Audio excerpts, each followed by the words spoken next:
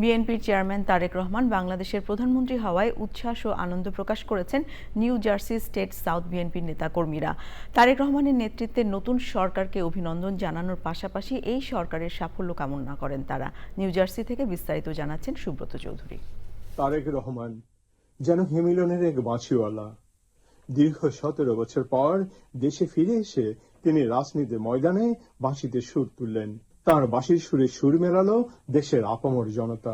মাথা দেশের বেগম খালেদা জিয়ার পুত্র জনাব তারেক রহমান, আমরা বাংলাদেশের মানুষের দীর্ঘ 25 বছর পর তার নেতৃত্বে সরকার গঠনের মাধ্যমে বিএনপি দীর্ঘদিন পর আবার রাষ্ট্র ক্ষমতায় প্রত্যাবর্তন করেছে, যা এক রাজস্বিক প্রত্যাবর্তন। ওনার নেতৃত্বে বাংলাদেশ সুখী সুন্দর নেতৃত্বে গড়ে উঠুক, এটা আমাদের কাম্য। এই প্রত্যাশাই করব উনি যাতে বাংলাদেশকে সুখী সমৃদ্ধভাবে গড়ে তুলতে পারে। তারেক রহমানের প্রধানমন্ত্রী হওয়ায় উচ্ছ্বাস প্রকাশ করেছেন নিউ জার্সি স্টেট সাউথ বিএনপির নেতাকর্মীরা। তারা আশা প্রকাশ করেছেন তারেক রহমানের নেতৃত্বে বাংলাদেশ একটি নিরাপদ ও মানবিক রাষ্ট্র হিসেবে বিশ্বের কাছে প্রতিষ্ঠিত হবে। জনাব তারেক রহমান বাংলাদেশের প্রধানমন্ত্রী নিযুক্ত হওয়ায় প্রবাসীদের পক্ষ থেকে ওনাকে প্রাণঢালা শুভেচ্ছা জানাচ্ছি।